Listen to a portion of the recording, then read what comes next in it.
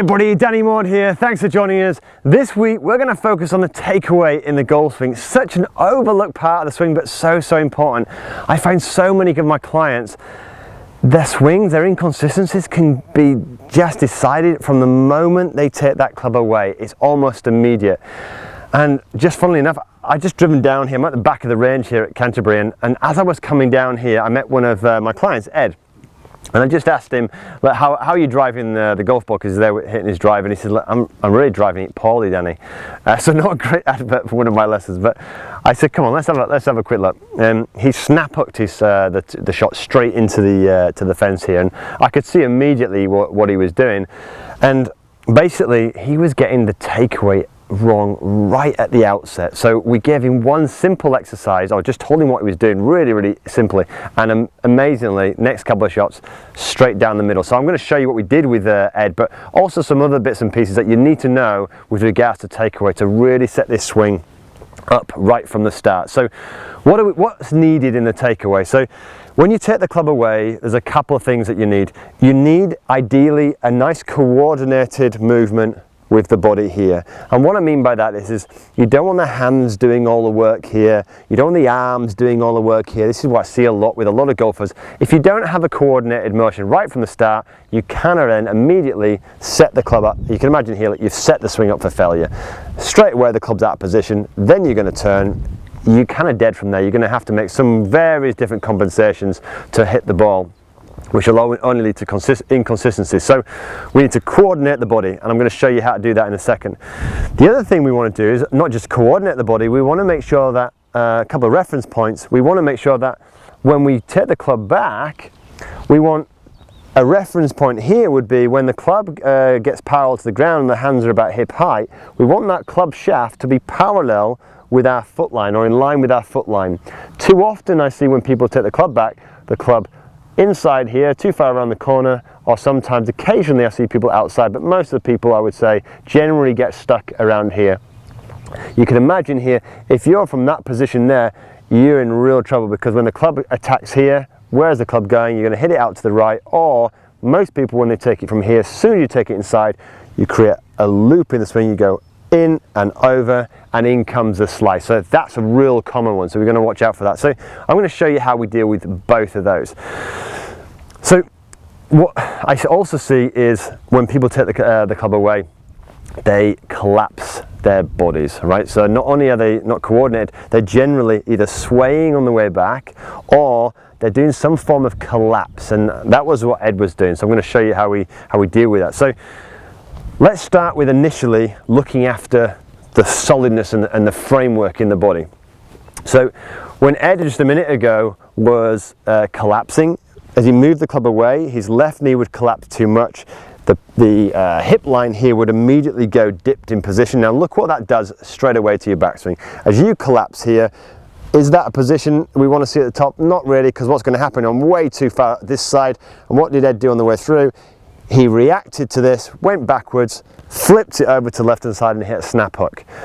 It's really easy to cure, because all we did was say, look, made him aware of it.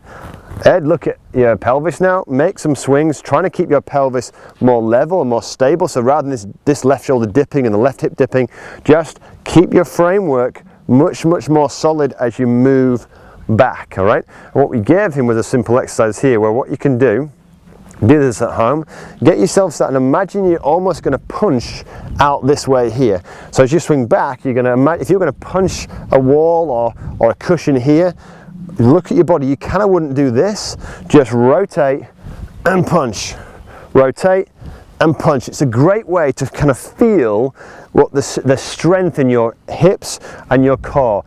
This is weak, obviously. Would you punch like this? No, you wouldn't. Would you punch like this? No, you wouldn't. Let's really stretch out and punch that wall there. Left arm nice and parallel, abs starting to work here, and a nice, good, solid motion. So very simple, but that's the first exercise, is to try to make sure that your framework, okay, is working. Then when you're taking a golf club, what you want to then start to work on is, forget about the coordination yet, just with Dave, we didn't work on any coordination at all, it was just all about framework. Just make sure that when you make that first move back here, there's no collapsing, there's no swaying, you're simply practicing rotating here, the left shoulder is naturally a bit higher, and you're rotating perfectly away, and the hip line here stays nice and level, right? Okay, we're not collapsing upwards at all, we're rotating away. That's the first thing. Really easy, led immediately to some much better shots. So that's the first thing I want you to look at. Having said that, the most common problem in the takeaway is generally things not being very coordinated, right? So we need to work on how do you stay more coordinated on the backswing. We don't want too much hands, we don't want too much body. How do you stay more coordinated? Most people who are uncoordinated generally are just using too much hands. So let me give you a real simple exercise or drill to kind of learn the feel of this. Get the club, stick it in your belly button here, and then hold the shaft down here. We've got formed a nice triangle now with our bodies. And just to double check something before I go on, make sure that your sternum is over the ball, not ahead of it or behind it with an iron, right? We want sternum of the golf ball. Because what we're going to do next will be affected if you don't get this right. If you're over here, we're going to work on a turn in a minute. You can imagine if I exaggerate this. If you turn now, I'm going to turn on a very different axis from there than if I'm over the golf ball. This is a different axis entirely, yeah? So, what we want to be looking for is simply this. A coordinated motion where our torso is turning and our hands are now over the right thigh. The feeling you want is your chest feeling it's over the right thigh, and a pressure is going into the ground here, not this. This looks coordinated, as you can see. It's kept my triangle, but watch this. I'm moving away from my right side and moving now onto my left side. We don't want that. We want to feel as we're turning over, the feeling might be something like this. It won't look like that, that's not what we want, but the feeling might be like you're really rotating this side of the golf ball. What it'll actually look like is like this, all right? Very, very simple movement. Let me show it from this side. From here, you're rotating your torso over the right thigh, nothing more than that, right? Watch out again for this, leaning back, all right? Collapsing this side here, keep nice and solid, and there, very simple. From this position, all what we're gonna do is you rotate here, and you're in this place, then you're just gonna allow your wrists naturally just to hinge, soften a little bit here, and then you're on line. From there, you just keep setting the wrist, cocking the wrist until from here, look, you can work on this position here, which is a 90-degree position, simple, and you're just going to turn back from there, right? So from that takeaway, we're going to rotate our chest over the right thigh, allow the wrist just to soften here, and you're away. And let me show you from the other position. So the concept of the takeaway is not very complicated. You know, we want to be more coordinated and we want some more stability in our bodies. We don't want to collapsing too much. But the next thing is, well, how do you practice all that? How do you practice in such a way that you can get this right, all on your own, without the need for, let's say, me, or a coach all the time? So I set up my station. So I've got a couple of clubs here that are going to really, really help you. So we said, look, we want the club on line or parallel to our foot line here on the way back. Great, we've got some clubs now to help us. This, having the two parallel clubs here almost acts as like a channel for our golf club, which really, really helps. It's a great visual cue, because if you look at it this way, one of the reasons why we actually want the club halfway back parallel is when we swing back now, it makes it easier for us to get back down that line. If the club gets stuck around here, well, now we're in real trouble, because if I'm back here, where's the club want to go? It's either going to want to go across the shafts, or I'm going to desperately try to get back there, which causes a loop. If you overcook that loop, you're going to go across the shaft this way. None of it's ideal. So having these shafts is a great visual tool to complement the drills.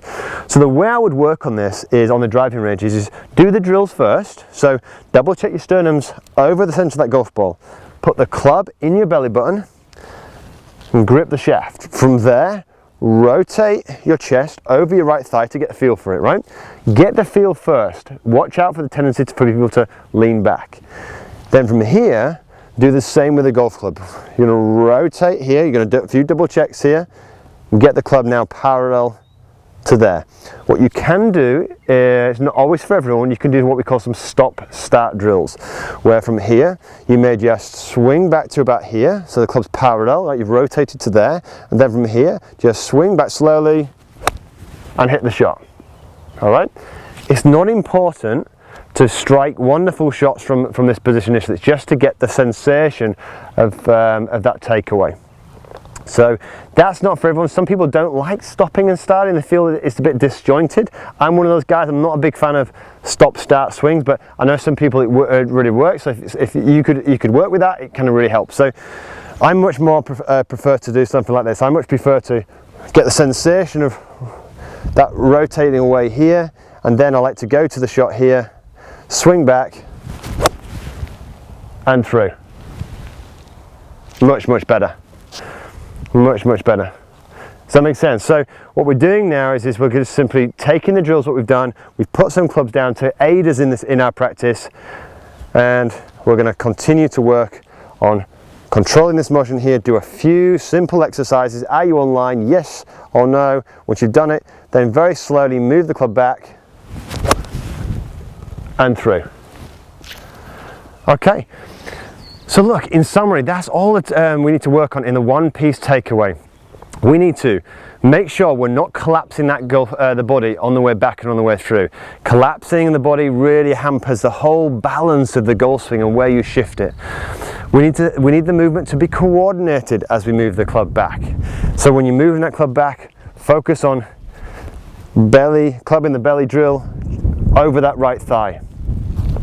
From then, just simply set your station up, put a couple of clubs down, practice effectively so you can keep measuring whether you're doing this right or wrong. That's it. Keep it simple. Look, I hope you really enjoyed this video. It's so important to get this right. If you did, you think some of your friends might like it, please share it. As you know, it really helps. And of course, if you're enjoying the content and you want to receive it in your inbox every week, don't forget to press the subscribe button and the bell.